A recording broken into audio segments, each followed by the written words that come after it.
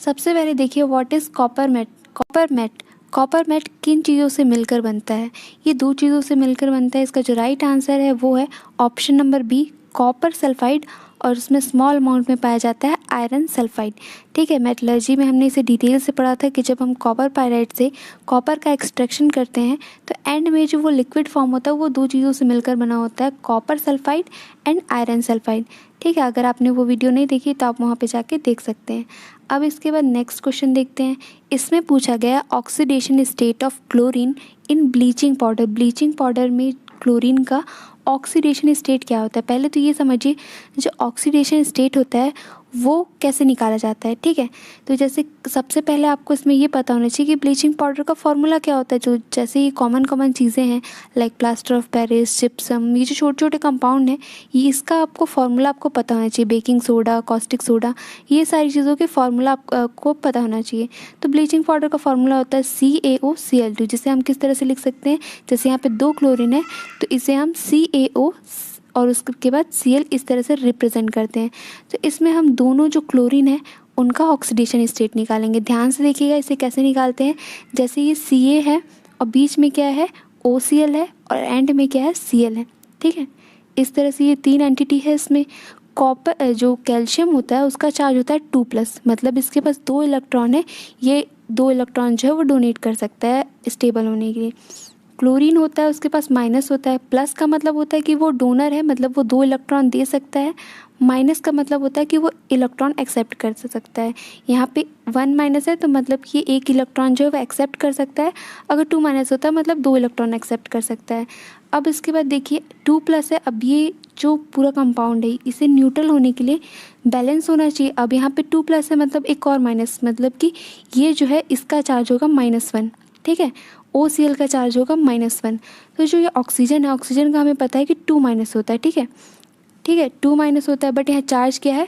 ऊपर में -1 है। इट मीन्स अगर हम इस क्लोरीन का ऑक्सीडेशन स्टेट निकालेंगे तो इस क्लोरीन का ऑक्सीडेशन स्टेट होगा +1। +1 होगा तभी तो ये जो 2- है और +1 है, ये दोनों का को जब मिलाएंगे तब तो ऊपर में जाके यहाँ पे -1 होगा। तो इस तरह से ऑक्सीडेशन स्टेट निकाला जाता है। ठीक है, तो दोनों जो क्लोरीन है, एक क्लोरीन का +1 होगा, दूसरे क्लोरीन का -1 होगा। ठीक है, अब इसके बाद नेक्स्ट क्वेश्चन सॉल्व करते हैं।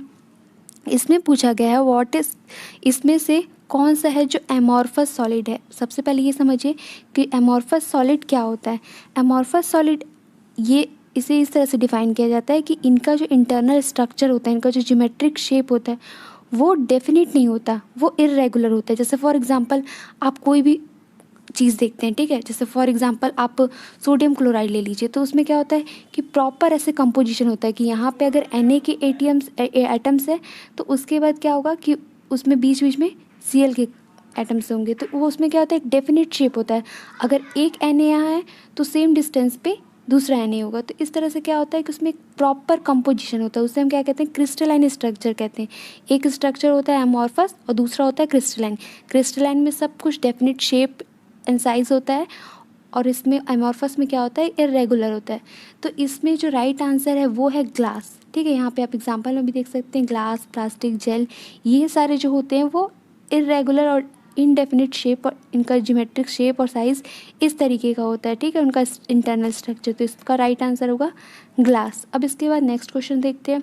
इसमें पूछा है कैल्कोजेंस किस ग्रुप को कहा जाता है? जैसे कि आपने पढ़ा है कि सब जितने भी पीरियोडिक टेबल में एलिमेंट्स हैं सबको अलग अलग नाम से जाना जाता है। जैसे कि जो ग्रुप 1 है उसे हम एल्कली मेटल कहते हैं, उसके बाद जो सेकंड ग्रुप है उसे हम एल्कलाइन अर्थ मेटल कहते हैं, उसके बाद जो लास्ट है 18th ग्रुप उसे हम नोबल गैस या इनर्ट गैस कहते हैं। तो आपको ये जो कॉमन नेम्स है ये भी पता होना चाहिए। तो ये इसका जो राइट आंसर है वो है ग्रुप नंबर 16। ग्रुप नंबर 16 जो होता है ऑक्सीजन वाला group, oxygen, sulphur, selenium, tellurium, ये वाला जो ग्रुप है वो ग्रुप 16 है और इसका नाम ही कैल्कोजेन है। तो ये आपको याद रखना है। अब इसके बाद नेक्स्ट क्वेश्चन देखते हैं। इसमें पूछा गया है विच of the following oxide is a amphoteric nature. ठीक है, एम्पोटेरिक नेचर पहले समझिए कि एम्पोटेरिक वर्ड का मीनिंग क्या होता है। एम्पोटेरिक एक ऐसा सब्सटेंस है, ऐसा कंपाउंड है जो कि किसी भी रिएक्शन में एसिड की तरह भी एक्ट कर सकता है और बेस की तरह भी एक्ट कर सकता है। जो एसिड होता है उसका काम क्या होता है? उसका काम होता है प्रोटॉन डोनेट करना और प्रोटॉन का ही जस्ट अपोजिट क्या होता है, इलेक्ट्रॉन, या फिर इलेक्ट्रॉन पेयर को एक्सेप्ट करना, ठीक है। सिमिलरली बेस का काम क्या होता है कि वो जो प्रोटॉन है उन्हें एक्सेप्ट करता है, इलेक्ट्रॉन को क्या करता है, डोनेट करता है। तो आपको ये दोनों याद रखने की ज़रूरत नहीं, किसी एक को भी याद रख लीजिए तो ये आपको डेफिनेशन याद रहेगी कि जो एसिड का काम क्या होता है कि प्रोटॉन को डोनेट करना, बेस का काम क्या होता है, प्रोटॉन को एक्सेप्ट करना, ठीक है। और इलेक्ट्रॉन के बेसिस पे अगर आप समझेंगे तो जस्ट अपोजिट हो जाएगा। तो सबसे पहले आप सबसे इजी एग्जांपल से समझते हैं वाटर। वाटर क्या होता है कि वो एसिड बेस दोनों की तरह एक्ट कर सकता है, इसलिए उसे एम्फोटेरिक कहते हैं। तो अब यहाँ पे एग्जांपल के थ्रू देखिए किस तरह से उसका रिएक्शन जो होता है। यहाँ पे देखिए water act as base, base का काम क्या होता है कि वो प्रोटॉन को एक्सेप्ट करता है। तो यहाँ पे देखिए ये H2O है, उसने यहाँ से H+ क्या किया, एक्सेप्ट किया, एक्सेप्ट करके वहाँ पे ये हाइड्रोनियम आयन फॉर्म हुआ। और जब ये एसिड की तरह एक्ट करेगा तो ये क्या करेगा, H+ जो है वो डोनेट करेगा। H+ डोनेट करना मतलब प्रोटॉन डोनेट करना। यहाँ पे उसने अपना H+ NH3 को डोनेट किया, इस वजह से क्या हुआ, यहाँ पे वो हाइड्रोक्साइड आयन फॉर्म हुआ। तो इस तरह से आप एग्जाम्पल के थ्रू भी समझ सकते हैं कि एम्फोटेरिक नेचर क्या होता है। इसका मतलब होता है कि एक जो सेम कंपाउंड है वो एसिड और बेस दोनों की तरह एक्ट कर सके, तो इस क्वालिटी को हम एम्फोटेरिक कहते हैं, ठीक है। एम्फोटेरिक सब्सटेंस ऐसे सब्सटेंस को कहा जाता है। तो इसमें आप देख सकते हैं इसमें क्या है, इनमें से कोई भी जो है वो एम्फोटेरिक नहीं है, तो इसका आंसर होगा नन ऑफ दिस। अब इसके बाद नेक्स्ट क्वेश्चन सॉल्व करते हैं। इसमें पूछा गया है an example of reversible reaction. Reversible reaction और इरिवर्सिबल रिएक्शन, ये हम जब पहला लेक्चर था केमिस्ट्री का उसमें हम ऑलरेडी कवर कर चुके हैं कि इनका मतलब क्या होता है। इनका मतलब ये होता है जैसे कि नाम से क्लियर है कि जैसे कोई A+B के बाद C कोई प्रोडक्ट फॉर्म हुआ, अब क्या होता है कि जो C है वो वापस रिएक्टेंट में चेंज हो सकता है, तो इसे ही हम रिवर्सिबल कहते हैं। अब यहाँ पे एक एग्जांपल भी दिया हुआ है कि क्या है कि N2 + 3H2, यहाँ से इससे क्या हुआ, अमोनिया फॉर्म हुआ। अब यहाँ पे क्या हो रहा है, अमोनिया से वापस ही नाइट्रोजन और हाइड्रोजन फॉर्म हो रहा है। तो इस तरह के रिएक्शन को हम कहते हैं रिवर्सिबल रिएक्शन। इसमें क्या होता है, डबल एरो होता है, ये फॉरवर्ड रिएक्शन और ये बैकवर्ड रिएक्शन। ये इस तरह से इसे हम रिप्रेजेंट करते हैं, इस सिंबल को ही कहा जाता है रिवर्सिबल रिएक्शन। अब इसका डेफिनेशन देखिए, प्रॉपर डेफिनेशन क्या होता है। Reversible reaction in a chemical reaction in which the reactants form product in turn react together to give reactant backs. इसमें क्या होता है कि जो रिएक्टेंट होते हैं वो प्रोडक्ट फॉर्म करते हैं और उसके बाद जो प्रोडक्ट फॉर्म होता है वो वापस रिएक्टेंट फॉर्म करता है। और ये जो रिवर्सिबल रिएक्शन होते हैं वो इक्विलिब्रियम में कब पहुंचते हैं, क्योंकि ये जो प्रोसेस है वो कंटिन्यूअसली चलती रहती है कि जैसे ये रिएक्टेंट से प्रोडक्ट फॉर्म होगा फिर वापस प्रोडक्ट से रिएक्टेंट फॉर्म होगा। ये रिएक्शन तब तक चलती रहेगी जब तक दोनों का कंसनट्रेशन चेंज होना बंद नहीं हो जाएगा। मतलब कि इन कंसनट्रेशन मतलब कि ये कितने अमाउंट में है, ये जब तक दोनों का कंसनट्रेशन चेंज होना स्टॉप नहीं होगा तब तक ये रिएक्शन चलती रहेगी। तब इसमें से हमें सिलेक्ट करना है कि कौन सा है ऑप्शन जो कि रिवर्सिबल रिएक्शन है। तो पहला देखिए आप, ये सॉलिड मतलब यहाँ पे क्या हो जा रहा है, ये PPT फॉर्म हो जा रहा है, तो इट मीन्स कि ये नहीं है। उसके बाद यहाँ पे हाइड्रोजन गैस रिलीज हो रहा है, ये भी नहीं है। और उसके बाद यहाँ पे डिस्प्लेसमेंट रिएक्शन, ये भी नहीं है। ये न्यूट्रलाइजेशन रिएक्शन है और ये ही जो है हमारा राइट आंसर है। Option number C is the right answer, यही है रिवर्सिबल रिएक्शन। अब इसके बाद नेक्स्ट क्वेश्चन सॉल्व करते हैं। The thermal decomposition of CaCO3, इसके बारे में जो कुछ ऑप्शंस दिए हुए हैं जिसमें से हमें करेक्ट ऑप्शन चुनना है। ये रिएक्शन फर्स्ट ऑप्शन है, it is reversible reaction in closed pot. पहले आप ये समझिए क्लोज्ड एंड ओपन का यहाँ पे क्या फंडा है। क्लोज्ड एंड ओपन पॉट या फिर इसे सिस्टम भी कहा जाता है, क्लोज सिस्टम और ओपन सिस्टम। क्लोज सिस्टम मतलब कि जैसे आप थर्मस फ्लास्क बॉटल यूज़ करते हैं, क्या करते हैं, अगर उसमें आपने गर्म पानी रख दिया तो वो क्या रहेगा कि आप 4 घंटे 5 घंटे दिन भर भी रखेंगे तो अंदर का पानी बिल्कुल गर्म होगा, क्योंकि बाहर से अंदर ना कोई गैसेस का एक्सचेंज होता है ना कोई मैटर का एक्सचेंज होता है। ये जो होता है पूरे जो बाहर का एनवायरनमेंट है उससे आइसोलेट रहता है ये थर्मस फ्लास्क। तो इसी का मतलब है कि ये क्या है, क्लोज सिस्टम कहलाएगा कि यहाँ पे ना गैसेस एक्सचेंज हो रही है ना ही यहाँ पे मैटर का एक्सचेंज हो रहा है। उसके बाद जो ओपन सिस्टम होता है, ओपन सिस्टम मतलब कि जैसे कि आपने कोई भी ग्लास में पानी रख दिया तो ये क्या हो जाएगा, कुछ देर बाद ठंडा हो जाएगा, तो इसे ओपन सिस्टम कहते हैं। तो यहाँ पे पहला जो पॉइंट दिया गया है कि रिवर्सिबल रिएक्शन इन क्लोज्ड पॉट, तो ये ऑप्शन क्या हो जाएगा, ये करेक्ट हो जाएगा। क्योंकि अगर इसका रीज़न क्या है कि अगर हम इसे क्लोज सिस्टम में रखेंगे तो यहाँ पे क्या होगा कि जब CaO और CO2 फॉर्म होगा तो CO2 गैस बाहर रिलीज़ नहीं हो पाएगा। अगर ये बाहर चले जाता तो क्या हो जाता है, ये इरिवर्सिबल रिएक्शन हो जाता, बट ये अंदर में ही है तो ये वापस से कैल्शियम कार्बोनेट फॉर्म कर देगा। इस वजह से option A and option B दोनों सही है, इसलिए इसका राइट आंसर है वो है ऑप्शन नंबर सी। अब इसके बाद नेक्स्ट क्वेश्चन सॉल्व करते हैं। इसमें पूछा गया है what is the monomer of Teflon. Polymer भी हमने काफ़ी अच्छी तरीके से पढ़ा है, जितने भी इंपॉर्टेंट पॉलीमर्स हैं उनके बारे में, उनका स्ट्रक्चर, उनका जो मोनोमर है, ये सारी चीज़ें हमने अच्छे से कवर किया है। आप प्लेलिस्ट में जाके देख सकते हैं। तो ये जो टेफ्लॉन होता है उसका मोनोमर पूछा गया है, तो इसमें से जो राइट आंसर है वो है ऑप्शन नंबर 1 टेट्राफ्लोरोइथीन। ठीक है, इसकी जगह अगर आपको स्ट्रक्चर भी दे दें तो भी आप इजीली समझ सकते हैं कि टेट्रा मतलब क्या होता है 4, फ्लोरो मतलब फ्लोरीन, और इथीन मतलब कि इथ मतलब होता है 2 कार्बन, और ईन मतलब कि डबल बॉन्ड। इसलिए इसका जो राइट आंसर है वो होगा टेट्राफ्लोरोइथीन। आपको इसका स्ट्रक्चर भी याद रखना है।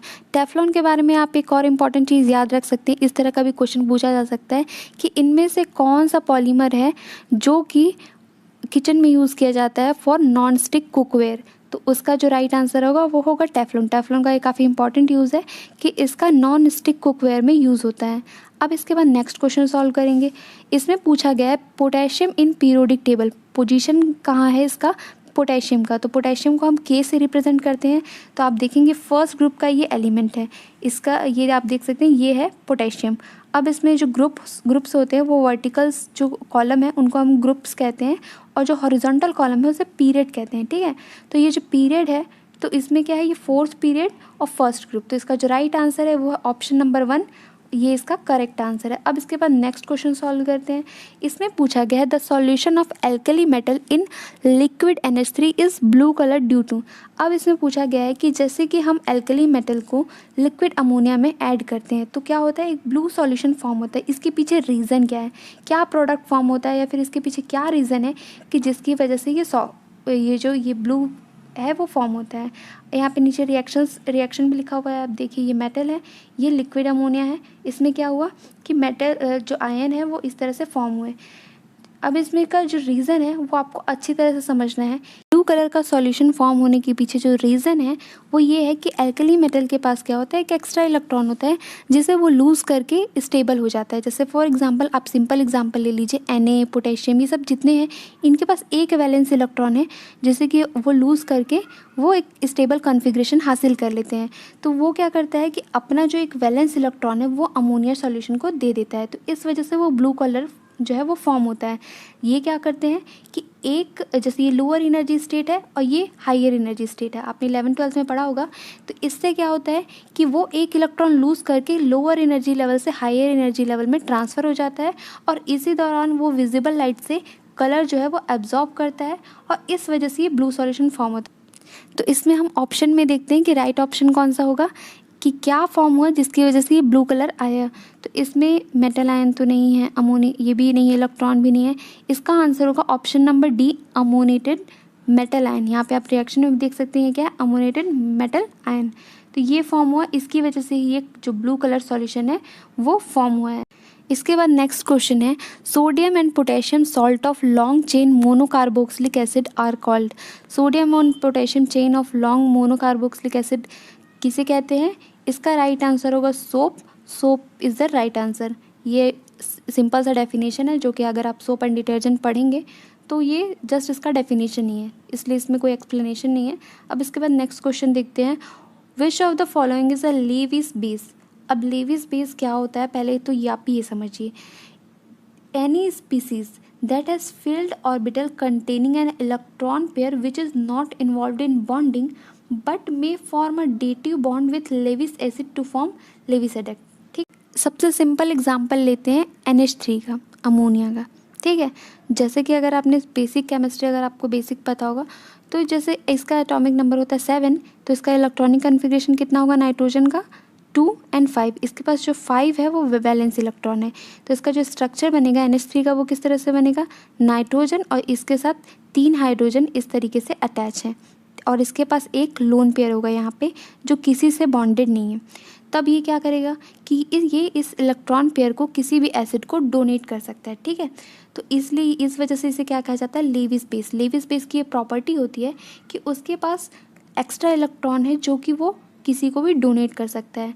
तो डेटिव बॉन्ड का मीनिंग क्या होता है कि इसका और नाम भी होता है कोऑर्डिनेट बॉन्ड। जैसे बॉन्डिंग क्या होती है, 3 टाइप्स की होती है, अगर आपने पढ़ा होगा तो आपको पता होगा, electrovalent bond, covalent bond and तीसरा ये डेटिव बॉन्ड। इलेक्ट्रोवैलेंट में क्या होता है कि वो इलेक्ट्रॉन जो है वो डोनेट करता है और दूसरा जो होता है वो एक्सेप्ट करता है। दूसरा क्या होता है कि एक शेयरिंग होती है दोनों के बीच में। और ये जो कोऑर्डिनेट बॉन्ड है उसमें क्या होता है कि ये जस्ट दे रहा है, इस तरह का इसका सिंबल होता है।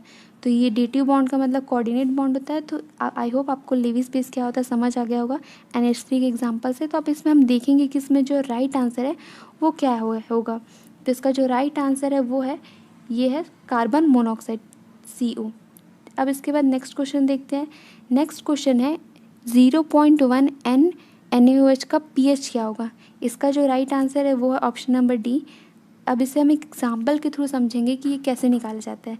जैसे फॉर एग्जांपल यहाँ पे 0.1 दिया है, अगर इसकी जगह आपको पूछ दिया कि 0.01 N का कितना होगा, तो जैसे कि ये यहाँ पे क्या है, इस अगर इस फॉर्म में लिखेंगे तो ये हो जाएगा 10⁻²। इसे आप इस तरह से लिख सकते हैं, जो 0.01 है 10⁻²।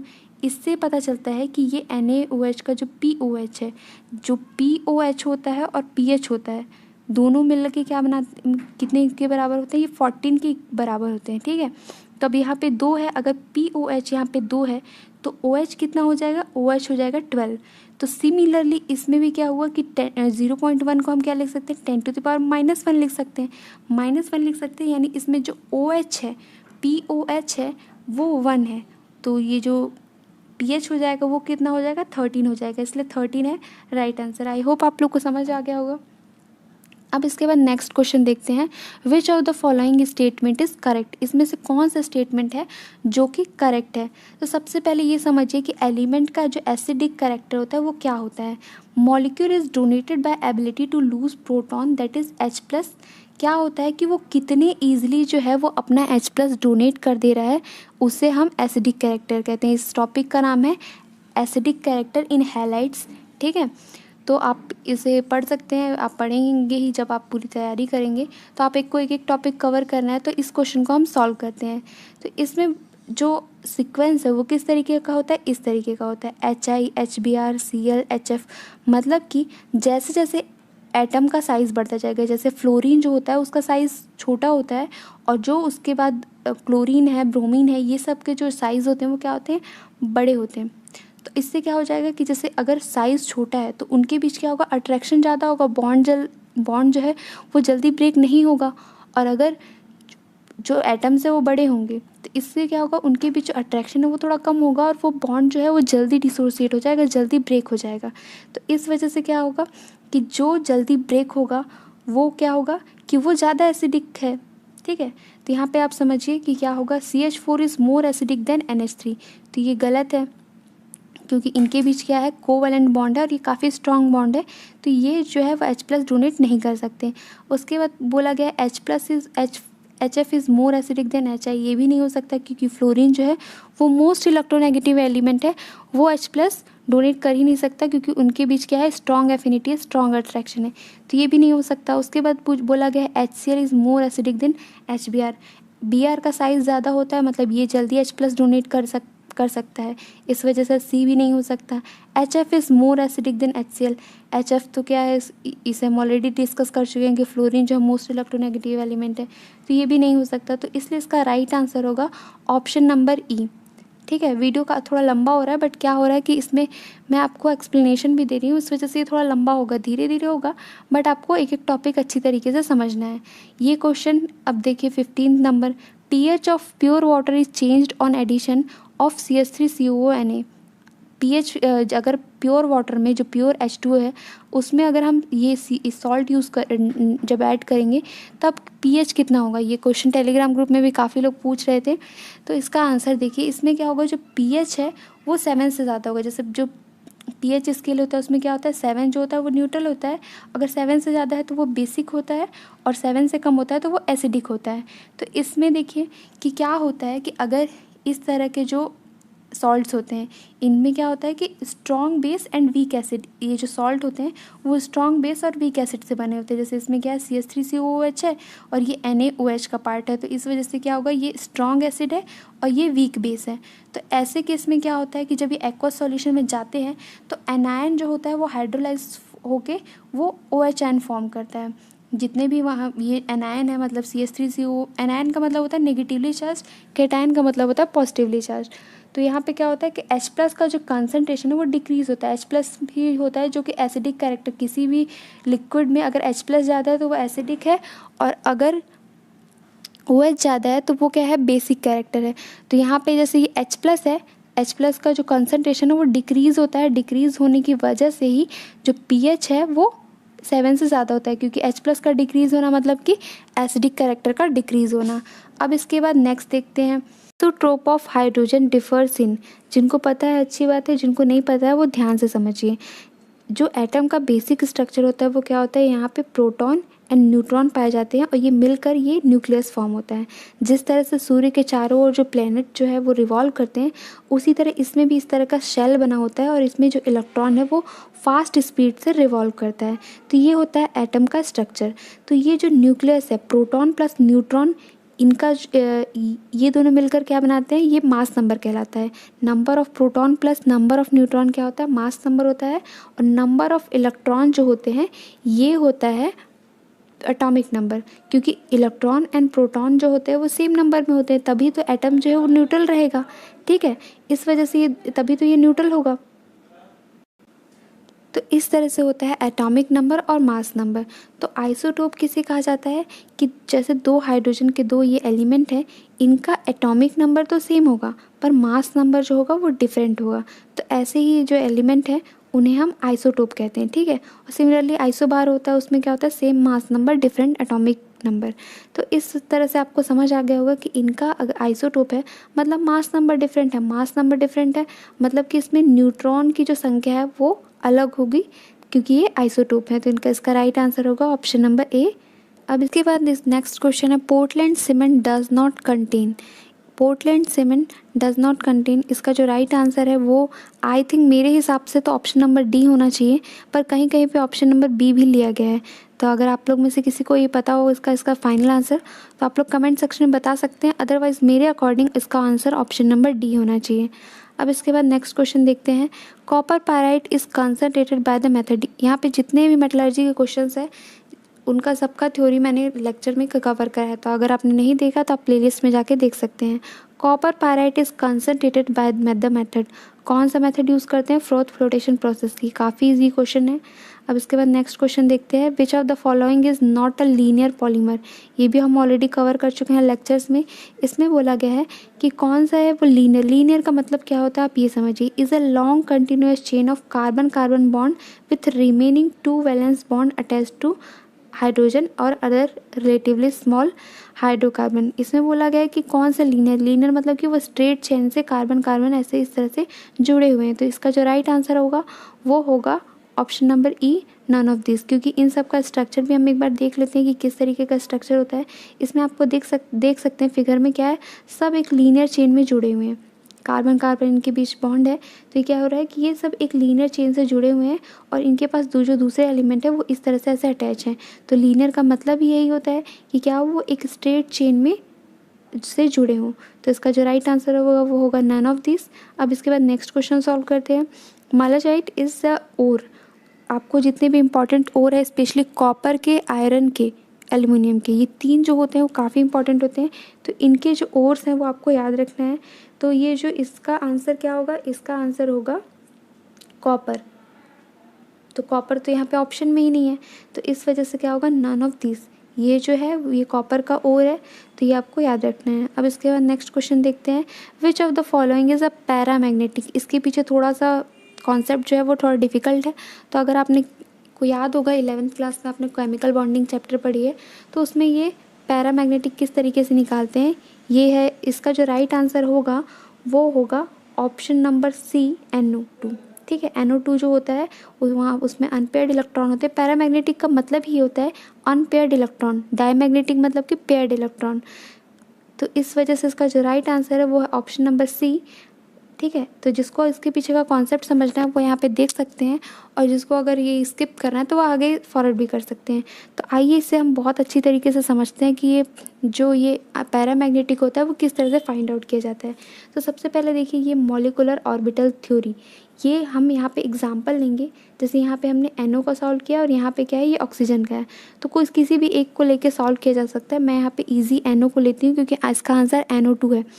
तो यहाँ पे देखिए ये बीच का क्या होता है, ये NO होता है, और इधर जो हमने लेफ्ट में बनाया हुआ है ये जो ऑर्बिटल्स हैं ये नाइट्रोजन है, और इधर जो राइट में बनाया है मैंने ये ऑक्सीजन के हैं। ठीक है।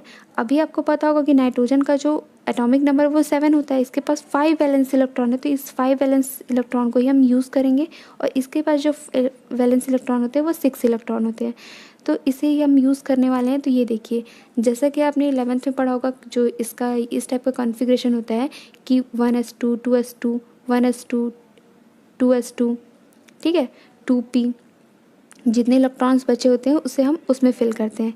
तो जो S होता है वो क्या होता है, सिंपली एक बॉक्स होता है। जो P होता है उसमें 3 बॉक्सेस प्रेजेंट होते हैं, 1 2 एंड 3।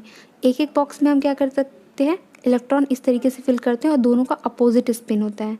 तो यहाँ पे जस्ट हमने ये बॉक्स ही बनाया हुआ है कि ये S है और ये P ऑर्बिटल है। अभी मैंने बताया ना कि S में जो क्या होता है वो उसमें सिर्फ एक बॉक्स होता है, और P में क्या होता है 3 बॉक्सेस होते हैं, और उसमें हम अपोजिट जो है फिल करते हैं। आपने ये पढ़ा होगा Pauli exclusive principle, Huygens principle, तो ये सब जो है उस 11th क्लास में आपने पढ़ा होगा। तो अब देखिए जो इसके पास क्या है 5 वैलेंस इलेक्ट्रॉन है, तो हमने क्या किया S को फिल कर दिया। इसके पास 6 वैलेंस इलेक्ट्रॉन है, तो इसका भी जो S वाला है वो हमने फिल कर दिया। ठीक है। 1s को हम नहीं लेते क्योंकि वो फिल है ऑलरेडी, वो अगर उससे भी आप बनाना चाहें तो इसके नीचे बना सकते हैं। अब इसके पास क्या हुआ, 2 हमने यहाँ फिल कर दिया। अब इसके पास 3 बचा हुआ है, तो 3 को हमने यहाँ फिल कर दिया। ऑक्सीजन क्या है, ऑक्सीजन का भी हमने 4 यहाँ पे फिल कर दिया। ठीक है। अब इन दोनों को आप ऐड करिए, कितने हैं टोटल, ये टोटल है 3 + 4 = 7। अब क्या करेंगे, हम जो यहाँ पे NO का जो यहाँ पे हमने ऑर्बिटल बनाया है उसे हम फिल करेंगे। तो जो 7 है, तो यहाँ पे क्या किया हमने, यहाँ पे 6 जो है वो यहाँ पे फिल हो गया। अब उसके बाद जो 1 बचा वो यहाँ ऊपर हायर ऑर्बिटल में ये फिल हो गया। तो अब आप देख सकते हैं ये अनपेयर्ड है, इस वजह से ये जो NO है वो पैरामैग्नेटिक है, क्योंकि इसके पास ये अनपेयर्ड इलेक्ट्रॉन है। अगर ये यहाँ पे क्या होता, ये सारे फील्ड होते, तो इस वजह से क्या होता कि ये पैरामैग्नेटिक नहीं होता, ये डायमैग्नेटिक होता है। बट यहाँ पे ये अनपेयर्ड इलेक्ट्रॉन है, इस वजह से ये पैरामैग्नेटिक है। आई होप आप लोग को समझ आया होगा, वरना आप इसके डिटेल अगर आपको चाहिए होगा तो मैं उस पर भी वीडियो बना दूंगी। अब इसके बाद नेक्स्ट क्वेश्चन देखते हैं, और question number 22, which of the following molecule is not angular in shape. कौन सा है जो इसमें एंगुलर नहीं है। एंगुलर का मतलब पहले आप समझिए कि एंगुलर का मतलब होता है, इसे हम बेंट या वी शेप्ड भी कहते हैं, कि मतलब कोई भी एलिमेंट, मतलब कि कोई भी कंपाउंड जिनके बीच एंगल फॉर्म हो रहा है। ठीक है। Which has an angle about 105, जो वाटर होता है उसमें 105 के आसपास एंगल बनता है।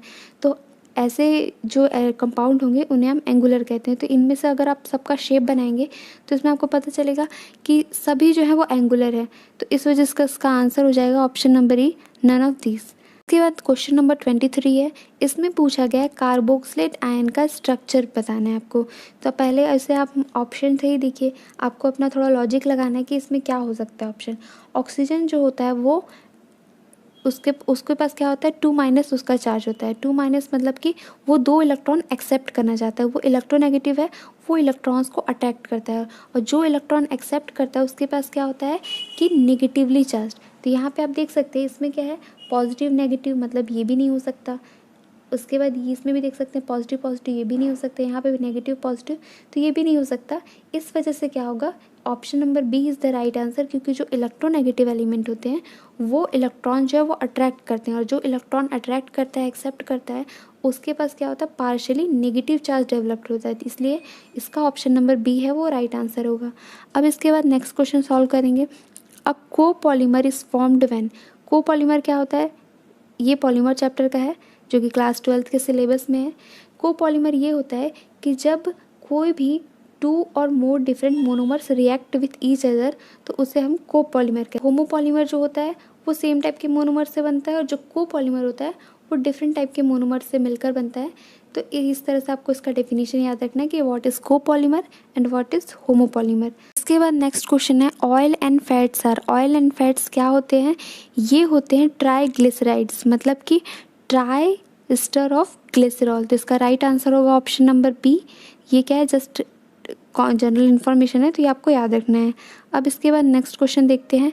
इसमें पूछा गया है total number of isomeric alcohol with molecular formula C4H10O। अब पहले ये समझिए कि आइसोमर क्या होते हैं। आइसोमर का मतलब होता है same molecular formula but different structure. ठीक है, स्ट्रक्चर उनका डिफरेंट होता है बट ये जो मॉलिकुलर फार्मूला है वो सेम होता है, इसे हम आइसोमर कहते हैं। तो इस फार्मूला से आप स्ट्रक्चर बना के देखेंगे कि इसको किस किस तरह से बनाया जा सकता है। तो इसमें जब आप बनाएंगे तो पता चलेगा इसमें जो टोटल आइसोमर है वो 7 बनते हैं, पर 7 में क्या होता है कि 4 उसमें से अल्कोहल फॉर्म होते हैं, 3 जो है वो ईथर फॉर्म होते हैं। तो इसमें आपको पूछा गया टोटल आइसोमर नहीं पूछा है, क्वेश्चन भी आपको ध्यान से पढ़ना है। टोटल नहीं पूछा है, इसमें पूछा गया है कि कितने अल्कोहल फॉर्म हो रहे हैं। तो इसलिए इसका आंसर जो होगा वो होगा option number 4, option number 3, 4 is the right answer. इसके बाद हम इसके आइसोमर्स देख भी लेते हैं किस तरीके के होते हैं। 7 आइसोमर बनते हैं। तो इसका ये देख सकते हैं कि आप यहाँ पे कि 4 जो है वो अल्कोहल फॉर्म हो रहे हैं, ठीक है, इसलिए इसका आंसर जो है वो 4 है, और 3 जो है वो ईथर फॉर्म हो रहे हैं। अगर ईथर पूछता तो आप ऑप्शन मतलब आपका आंसर होता 3, बट यहाँ पे अल्कोहल पूछा है तो आपका आंसर होगा 4। अब इसके बाद नेक्स्ट क्वेश्चन देखते हैं। इसमें ये ग्रिग्नार्ड रीजेंट से रिलेटेड क्वेश्चन, ये ऑर्गेनिक केमिस्ट्री का क्वेश्चन है। When CH3MgI is made to react with formaldehyde product formed is hydrolysed we get. यहाँ पे आपको सीधा सीधा ऑर्गेनिक केमिस्ट्री से क्वेश्चन पूछा गया है। जो ग्रिग्नार्ड रीजेंट होता है उसका हम यूज़ क्यों करते हैं? उसका हम ये जो CH3 है यहाँ पे लगा हुआ है तो इसे हम सब्स्टिट्यूट करते हैं। ठीक है, आपको पता होना चाहिए कि जब ग्रिग्नार्ड रीजेंट और फॉर्मेल्डिहाइड का रिएक्शन होता है तो इन दोनों को जब रिएक्ट करवाते हैं आपस में तो इससे अल्कोहल फॉर्म होता है। हाइड्रोलाइज करने के बाद अल्कोहल फॉर्म होता है। तो अल्कोहल फॉर्म होगा तो अल्कोहल तो यहाँ पे आप देख रहे हैं कि 2 अल्कोहल हैं। तो इसमें जो राइट आंसर होगा वो क्या होगा?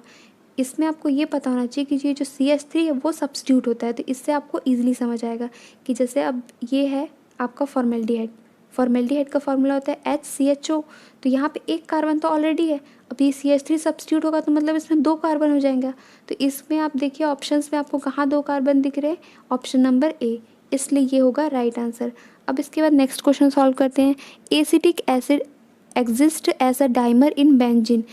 जो एसिटिक एसिड होता है वो बेंजीन में डाइमर मतलब कि वो सिंगल क्यों नहीं रहता है, वो डबल क्यों रहता है। यहाँ पे आप देख सकते हैं इसका ये स्ट्रक्चर है वो ऐसा इसलिए होता है क्योंकि यहाँ पे इनके बीच हाइड्रोजन बॉन्डिंग होती है। जैसे इसे ये कहते हैं मोनोमर क्योंकि ये सिंगल है, और ये अगर जो 2 आपस में जुड़ जाते हैं तो इसे डाइमर कहते हैं। तो ये ऐसा क्यों होता है?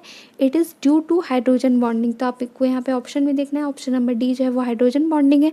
तो इसलिए ये राइट आंसर है, क्योंकि जैसे कि ये दोनों आपस में हैं तो यहाँ पे क्या होता है कि कार्बन से ये दोनों जो है ऑक्सीजन ये लोग लेके यहाँ पे क्या हो रहा है, नेगेटिवली चार्ज डेवलप कर रहे हैं, नेगेटिवली चार्ज डेवलप कर रहे हैं। और यहाँ पे क्या हो रहा है कि ये जो ऑक्सीजन है ये हाइड्रोजन से मतलब इलेक्ट्रॉन्स ले रहा है, इस वजह से क्या हो रहा है यहाँ पे पार्शियल पॉजिटिव चार्ज। तो जब यहाँ पे पॉजिटिव और नेगेटिव चार्ज मिल रहे हैं और यहाँ पे क्या हो रहा है, हाइड्रोजन बॉन्डिंग हो रही है, तो इस वजह से ये क्या होता है, डाइमर फॉर्म में एग्जिस्ट करते हैं। अब इसके बाद नेक्स्ट क्वेश्चन देखते हैं। Such substance which behave both acid and base, ये हम ऑलरेडी पढ़ चुके हैं, क्वेश्चन नंबर 2 या 3 में था ये एम्पोटेरिक। तो इसका जो आंसर होगा वो होगा एम्पोटेरिक सब्सटेंस। जो एसिड और बेस दोनों की तरह एक्ट कर सकता है उसे हम एम्पोटेरिक सब्सटेंस कहते हैं। अब इसके बाद लास्ट क्वेश्चन है, the combination of H + OH is equals to H2O। ये जो रिएक्शन है इसे हम क्या रिएक्शन कहते हैं? तो इसका आंसर होगा option number B, neutralization reaction. मतलब कि जो H+ होता है वो एसिड होता है और OH जो होता है वो बेस होता है। तो इस वजह से जब ये दोनों को हम मिलाएंगे और यहाँ पे वाटर फॉर्म होगा तो ये जो रिएक्शन होगा, रिएक्शन का टाइप क्या होगा, ये होगा न्यूट्रलाइजेशन रिएक्शन, मतलब कि उदासीन